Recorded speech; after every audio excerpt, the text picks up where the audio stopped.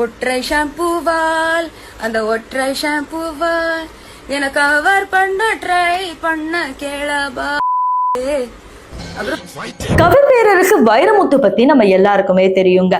அதாவது இவரை பத்தின விஷயம் தான் இப்ப இன்டர்நெட் ஃபுல்லா வைரல் ஆயிட்டு இருக்கு. அதாவது சின்மை தெலுங்கு, ஹிந்தி, கன்னடத்துல முத்தமழை அப்படிங்கிற பாடல வித்தியாசமா பாடியிருந்தாலும் தமிழ்ல மட்டும் தீய பாட வச்சிருந்தாங்க.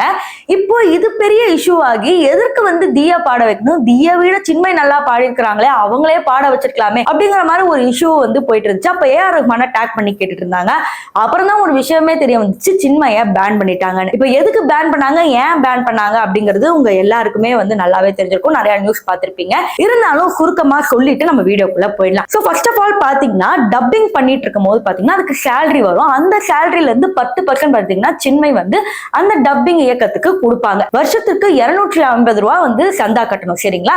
இப்ப வைரமுத்து சின்மை இஷ்யூ அப்ப போயிட்டு இருந்துச்சு பாத்தீங்களா, பாலியல் தொல்லை பண்றாருன்னு. அப்ப இந்த இஷ்யூ போயிட்டு இருக்கும் போது சம்பந்தமே இல்லாம ராதா ரவி என்ன பேசியிருப்பாருன்னா, வருஷத்துக்கு இவங்க 250 ரூபாய் கட்டல, அதனால இனிமே சின்மை டப்பிங் பண்ணக்கூடாது, பாடக்கூடாது அப்படி இப்படின்னு சொல்லி மொத்தமாவே பேன் பண்ணிட்டாங்க. அதாவது வைரமுத்துக்கு ரொம்ப வேண்டியப்பட்டவர் யாருன்னு பாத்தீங்கன்னா ராதா ரவி. இதையும் தாண்டி நிறைய விஷயங்கள் இந்த வீடியோக்குள்ளேயே பார்க்க போறோம். இன்னும் ஒரு சிலது பாத்தீங்கன்னா இங்க சின்மய மட்டும் வைரமுத்து டார்ச்சர் பண்ணல, இங்க சுசித்ராவும் இருக்கிறாங்க அப்படிங்கறத யாரும் மறந்துடக்கூடாது.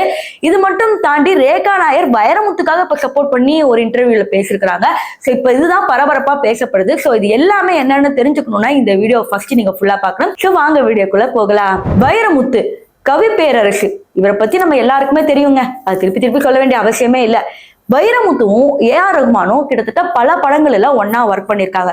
ஆனா பொன்னியின் செல்வன் அப்படிங்கிற ஒரு வரலாற்று படம் வரும்போது அதுல வைரமுத்து இருப்பாரு அப்படிங்கிறது எதிர்பார்க்கப்பட்டுச்சு. ஆனா அந்த சிச்சுவேஷன்ல வைரமுத்து இணைந்திருந்தாரு. ஆனா ஒரு நியூஸ் வருது அப்பதான் கொஞ்ச நாள் கழிச்சு, வைரமுத்து படத்துல இல்ல. அப்புறம் தான் ஒரு மேட்டரே தெரிய வருது, ஏஆர் ரஹ்மானுக்கும் வைரமுத்துக்கும் ஏதோ ஒண்ணு ஆகல அப்படிங்கிற மாதிரி ரூமர் ஸ்ப்ரெட் ஆயிட்டே இருந்துச்சு. இப்ப அதே மாதிரிதான் தக் லைஃப் இசைப்பட விழாவுல தீயவே ஏஆர் ரஹ்மான் பாட வச்சிருக்கலாம். ஆனா அவர் ஒரு மாஸ்டர் கிளாஸா வேணுட்டே சின்மைய பாட வச்சிருந்தாரு. ஏன்னா சின்மைய இந்த இண்டஸ்ட்ரி மற்றும் இந்த தமிழ் மக்கள் மறந்துட்டாங்க. அதனால சின்மைய மறுபடியும் பாட வைக்கிறேன், சின்மைய வர வைக்கிறேன் அப்படிங்கிற மாதிரி ஏஆர் ரஹ்மான் வேணும்ட்டே இதை பண்ணிருக்காங்க அப்படிங்கிற மாதிரி ஃபேன்ஸ் முரண்பாடா பேசிட்டு தான் இருக்கிறாங்க. இதெல்லாம் ஒரு பக்கம் இருக்கும் போது இப்போ சின்மை மேட்டருக்கு வருவோம். சின்மை மீட்டு விஷயத்துல ஃபர்ஸ்ட் டைம் வைரமுத்து பத்தி சொல்லும் போது, சின்மையோட கல்யாணத்துக்கு வைரமுத்து வந்தாரு, நீங்க எல்லாம் காலில் விழுந்தீங்களே அப்பெல்லாம் தெரியாதா, இப்ப சொல்றீங்களே அப்படின்னு பல ஆண்கள் கேள்வி கேட்கும் போது சின்மை என்ன சொல்லியிருப்பாங்கன்னா, எனக்கு அப்ப சொல்றதுக்கு தைரியம் இல்லை, சொல்றதுக்கு ஆள் இல்லை, கேமரா முன்னாடி நடிக்க வேண்டியதா போயிடுச்சு.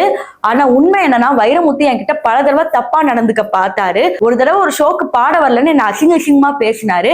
அதுக்கப்புறம் என் கணவர்கிட்ட அழுதும் போது என் கணவர் தான் எனக்கு கூட நின்னாரு அப்படிங்கிற மாதிரி சொல்லி பரபரப்பா ஏற்படுத்தினாங்க. இதெல்லாம் ஒரு பக்கம் இருக்கும் போது போன வருஷம் சுசித்ரா ஒரு தனியார் சேனல்ல என்ன இன்டர்வியூ கொடுத்திருப்பாங்கன்னா, இந்த மாதிரி வைரமுத்து பயங்கரமான ஒரு ஆளு, எனக்கு பரிசு கொடுக்குறேன் அப்படின்னு சொல்லி வைரமுத்து தன்னோட வீட்டுக்கு கூப்பிட்டாரு. நான் என்னோட பாட்டியை அழைச்சிட்டு போயிட்டேன். அங்க பாட்டியை அழைச்சிட்டு போனா எங்க பாட்டியை பேசி பேசியே வைரமுத்துக்கு வேர்த்து கொட்டிடுச்சு. நீங்க அவங்களுக்கு தந்தை மாதிரி, நீங்க தான் சுசித்ராவை பாத்துக்கணும் அப்படிங்கிற மாதிரி பேசிட்டு இருக்கும் போதே வைரமுத்து கிட்ட பாட்டி என்ன கேக்குறாங்கன்னா, இந்த மாதிரி என் பேத்திக்கு என்னமோ பரிசு கொடுக்கணும்னு சொன்னீங்களாமே, என்ன பரிசு சார் கொடுங்க அப்படின்னு கேட்டதுக்கு வைரமுத்து டக்குன்னு ஷாம்பு பாட்டில நீட்டி இருக்கிறாரு. அதுக்கப்புறம் இந்த வீடியோ பாத்தீங்கன்னா பயங்கரமா சமூக வலைதளங்கள்ல ட்ரெண்ட் ஆச்சு. அதாவது சிங்கர்ஸ் மெயினா இது வெளியே சொல்லும் போது இது பெரிய சர்ச்சையாவே பார்க்கப்படுது. அதுல ஃபர்ஸ்ட் சின்மை, அதுக்கப்புறம் சுசித்ரா. இப்ப அடுத்து இந்த ரேகா நாயர்கிட்ட வருவோம். இவங்களை பத்தி நிறைய பேருக்கு தெரியும், அப்பப்ப சர்ச்சையா பேசுவாங்க. இப்போ 4 மாசத்துக்கு முன்னாடி இவங்க என்ன இன்டர்வியூ கொடுத்திருக்காங்கன்னா, வைரமுத்து மேல எந்த தப்புமே இல்ல, சின்மை அப்பவே வாயை திறந்து சொல்லிருக்கணும், இப்ப என்ன சொல்றாங்க, இப்ப கூட நான் வைரமுத்து வீட்டுக்கு போவேன், அந்த கதவுகள் எப்பவுமே எனக்காக திறந்தே இருக்கும் அப்படிங்கிற மாதிரி ரேகா நாயர் சொல்றாங்க. அதாவது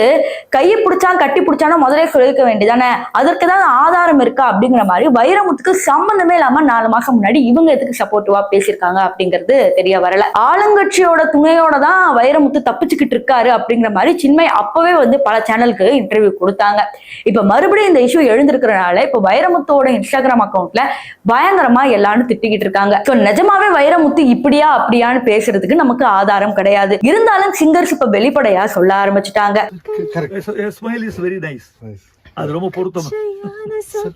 சின்மையோட பாடல்கள் தமிழ் இண்டஸ்ட்ரியில இல்லையே அப்படின்னு பல ரசிகர்கள் கவலைப்பட்டு இருக்காங்க. சரி, இந்த விஷயம் பத்தி நீங்க என்ன நினைக்கிறீங்க அப்படிங்கறத கமெண்ட் செக்ஷன்ல சொல்லுங்க.